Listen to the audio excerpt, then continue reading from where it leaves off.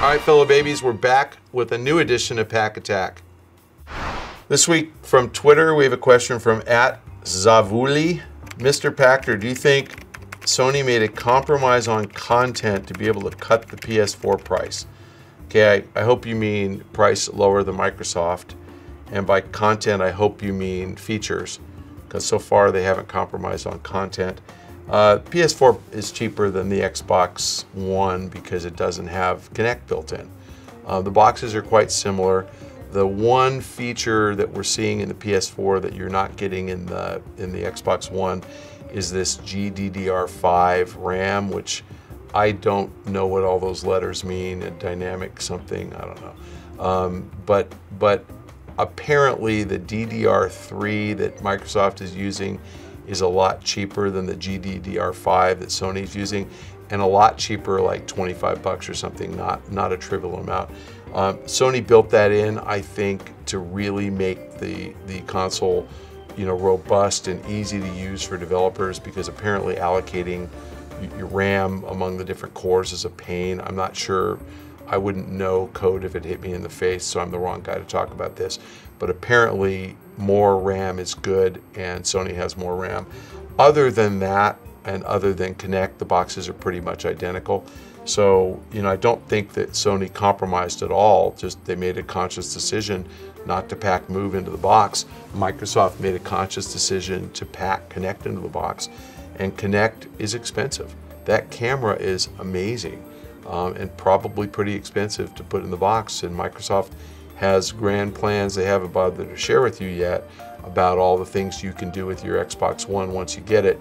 They shared it very briefly in the Xbox One reveal, but there's lots of cool multimedia and Skype things and web surfing things you can do, and the camera really helps. So we'll see. I think there's a lot of facial recognition, cool stuff. But no, I don't think Sony's big compromise was not packing Move in the box, because they don't look at the camera and microphone the same way Microsoft does. Microsoft thinks it's essential, Sony does not. All right, we have another question from Twitter from @Arzate Fernando. I'm guessing this is actually Fernando Arzate. Fernando, mucho gusto. Do you think the Xbox One will experience a price drop very shortly after its release? It's a great question. Microsoft's convinced that the camera and the microphone array are worth that extra $100, and they think they know better than you, and they're going to wait and see if you think that it's worth it too. Let's see how the thing sells. If the Xbox sells close to the same number of units as the PS4, then I don't think you get a price cut. If it lags the PS4 by a lot, I think you get a price cut in a hurry. So good question, and a lot is subject to interpretation. I would say, that we're probably looking at each console selling somewhere around 300,000 or 400,000 units in the US in February, March, April. If they lag by 25 to 40%, so if Sony sells 300,000 units of the PS4 in the US and Microsoft sells 200, I think Microsoft will consider a price cut, but you probably won't get it until E3. If they're neck and neck, no. I mean, Microsoft proved this past generation that they're not very interested in cutting price. They launched at $399 back in November of 2005.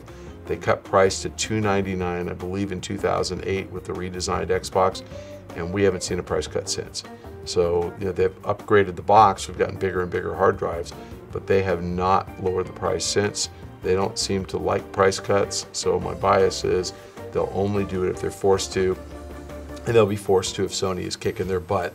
And kicking their butt, my measure is outsells them by 25 to 40%. So if you see Sony outselling them by a third, Microsoft will probably respond. If Sony's not outselling them, they won't. Let's see how this plays out. Marcus Beer apparently has a alias on the forums, Angry Welsh Gamer. How many could there be? Bore da, Mr. Pachter. Good morning in Welsh. Bore da? What do you think? Why do people speak Welsh? I don't get it.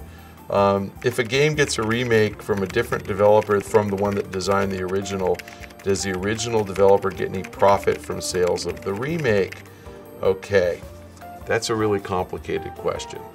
And the answer is probably not. Typically, there's ownership of intellectual property, meaning ownership of the product that was made. There's ownership of the characters, the game, the game format, and there's ownership of the engine. I'll give you a very good example. Harmonix made Guitar Hero. They did not own Guitar Hero. They made it as a developer hired by Red Octane, who was ultimately sold to Activision. When Activision bought Red Octane, Activision took ownership of the Guitar Hero intellectual property, and Activision actually took ownership of the Guitar Hero engine. Now, the Harmonix guys were super smart.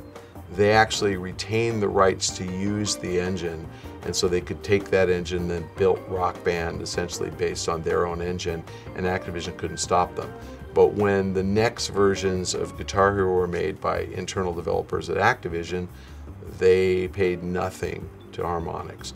So the answer is the guy who made the first game got nothing on the remakes by a different developer. Again, it can be different. Another good example is Fallout 3 was owned by Bethesda. Bethesda made Fallout 3. Fallout New Vegas was outsourced to Obsidian, and Obsidian got paid for making the game, but all the profits from that went to Bethesda. So Bethesda selected a third-party developer to work on their IP. The developer got paid, but Bethesda, who's the initial developer, also got paid. So it just depends on the contractual relationship among the parties. And typically, when it's first-party IP, it really doesn't matter which developers work on it. So, again, I'm not sure who actually owns Gears of War. I'm not sure if that's an Epic title or a Microsoft title. I suspect it's Epic because they are the only ones who have ever made it. But, Halo clearly was owned by Microsoft, and so Bungie is no longer working on Halo, and 343, which is another Microsoft studio, is working on it. The Bungie guys, I think, get nothing. So it's all over the place, but more often than not, probably the second effort doesn't bear a royalty for the first developer. Typically, the first developer is somebody who did it for hire. Another one, by the way, Max Payne. Remedy made the first Max Payne, worked on the second, Rockstar made the third. Remedy got paid because Rockstar Take-Two bought the Max Payne IP from them back in 2002, I think. But Remedy didn't get paid on the most recent one. All right, fellow babies, if you have a question, please submit them to the Ask Pack link below, or submit them to me on Twitter at Michael Pachter. Make sure that you copy @GameTrailers and also apply the hashtag AskPack, and that's P-A-C-H for those of you who can't spell my name. It's not P-A-T-C-H.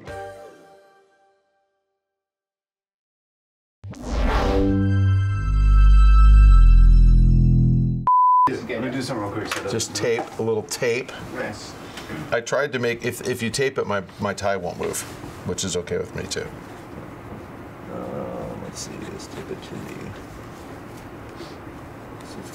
You're not going to hurt the bottom of my tie. I was thinking that if I tape it to the smaller piece, it'll move. My stomach. I'm losing weight, dude. I'm trying. All right, fellow babies, if you'd like to check out more episodes, you can do so on YouTube, or we'll save you some time. You can stay on the site, and you can check them out right there. Awesome. Awesome. Cool. Awesome. Awesome. Few outtakes. The word of a generation. It is kind of an odd word, isn't it? Yeah, it's so stupid. I feel like an idiot every time I use that word. Dr. Awesome.